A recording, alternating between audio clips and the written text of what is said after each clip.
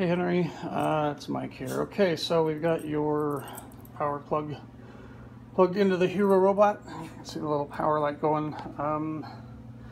There are no batteries, so there's nothing to charge, but we're going to try and test it anyway. Here you go. Version 1.4. Check-in memory. Testing block 0. Testing block 1. Testing block 2. Testing block 3. Testing block 4. 10,240 bytes of memory. Check-in sonar. Please leave your pen in front of my sonar. Sonar. Okay.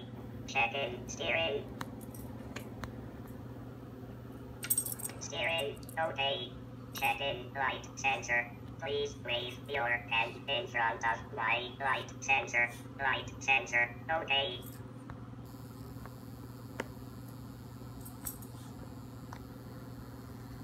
So I think that's as far as it's going to get without actually having batteries to charge. But anyway, thanks man. This thing really worked out great.